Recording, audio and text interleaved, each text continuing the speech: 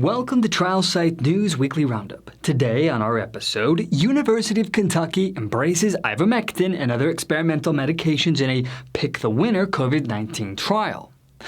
Also, contact tracing India style. Despite the risks of COVID-19, privacy advocates are concerned. All of this and more starting now.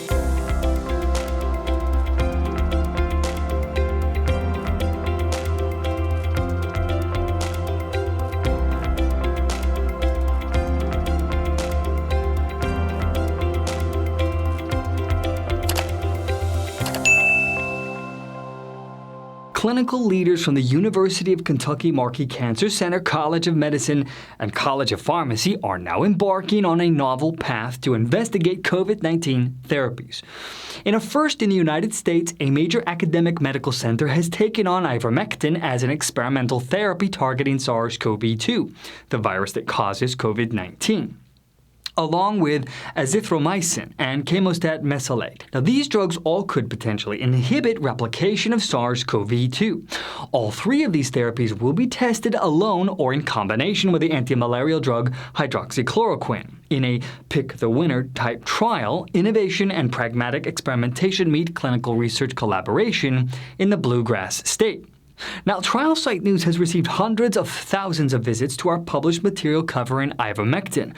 From our first exposure of the University of Monash findings that the antiparasitic medication can zap SARS-CoV-2 in a lab cell culture and the Medincell research in France, to clinical trials in Egypt and Iraq.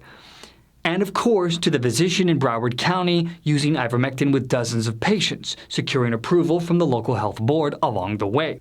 And now, a major research center embraces the potential, a widely available, cheap drug that could potentially help people fight off the deadly novel coronavirus. In a trial akin to the Kentucky Derby, the University of Kentucky trial has a pick-the-winner design, which will allow UK researchers to rapidly understand what potential therapies appear to be effective, guiding patients to treatments that work and researchers to promising drugs that warrant further investigation. Operating in a smart, sound, and pragmatic manner, the team will scale up to a larger, more traditional placebo-controlled clinical trial using the most promising therapies with the best patient outcomes. Dr. Suzanne Arnold, a medical oncologist and Associate Director of Clinical Translation at the UK Markey Cancer Center, who is a co-leader of the trial, noted that we are pleased to be able to offer this clinical trial to patients with COVID-19 in Kentucky.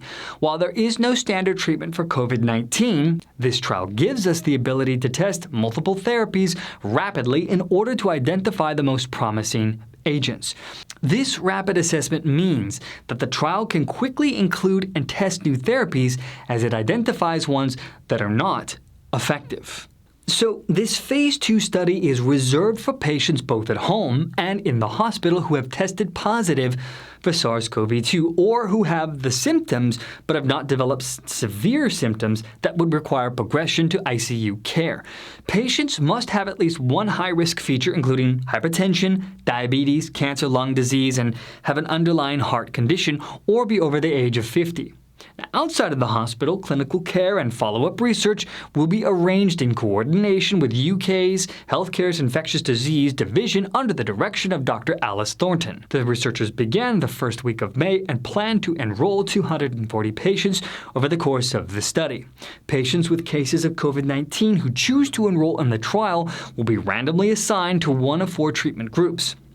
One group will receive hydroxychloroquine alone, a second group will receive hydroxychloroquine and azithromycin, and a third group will receive hydroxychloroquine and ivermectin, and a fourth group will receive Camostat mesilate. The study commences this month and runs ongoing until May 2021. As data is produced, Trial Site News will track for updates. And now we turn to a story that may hold as a bellwether for countries moving to pivot out of COVID-19 pandemic lockdowns. Many turn to various strategies involving testing and contact tracing schemes to not only contain infections, but also track and mitigate risks moving forward. Hence, a number of nations have established mobile tracing app initiatives, from China and Singapore to EU members and Australia. For example, in America, Apple and Google have come together to develop a software app solution designed to, on the one hand, introduce contact tracing features, but on the other hand, preserve user privacy and prevent government intrusion. However, the approach in India has some privacy advocates alarmed, as data privacy laws are lax and sweeping orders impose mandatory downloads for many. In the country of 1.3 billion, a government-run smartphone app utilizes location service and a central database to evaluate infection risk, but critics warn of the danger to civil liberties, as those who do not comply risk punishment from authorities. So let's talk about the Aryoga Setu app, which was launched in India in April. It supports the ability for individuals to identify whether they have been near someone who tested positive for the virus. Now, since its release, the app was downloaded over 90 million times. Now, for some perspective, India has a smartphone user base of approximately 500 million. The app gives the users a series of questions via chatbot that users must answer, become suspected of being infected, and the user is put in a database somewhere and contacted by health authorities. So, who developed the app? The flowery named Indian COVID-19 tracking mobile application Aryoga Setu was developed by the National Informatics Center that comes under the Government Ministry of Electronics and Information Technology. The app is available for download from Android and iOS. Now, what is the purpose of the app? Well, the stated purpose is to spread awareness of COVID-19 and to connect essential COVID-19 related health services to the people of India. By leveraging Bluetooth, the app attempts to determine the risk of one who has been near, within 6 feet of, a COVID-19 infected person via a scan through a database of known cases across India. However, according to media reports, the national government is mandating that all workers, whether in the public or private sector, must download and use the app, as does members of the military. Moreover, if one lives in a designated containment zone, they must download and use the app on their smartphone. And if you are native to India and are desiring to come home, you too must download and use the app before coming back home. The loss of privacy and what that may mean down the road remains a very real concern for many in India. So, how has the Indian government popularized the app? Now, in addition to promotional propaganda measures such as the Prime Minister's Narendra Modi urging Indians to go download the app, or campaigns featuring Bollywood celebrities showing how cool it is to do, more coercive measures exist, such as employers requiring it for all employees. And if this isn't convincing enough, there are, of course, even more coercive ways, such as using police forces to punish those who don't cooperate with the new mandate. And this would include potential jail time.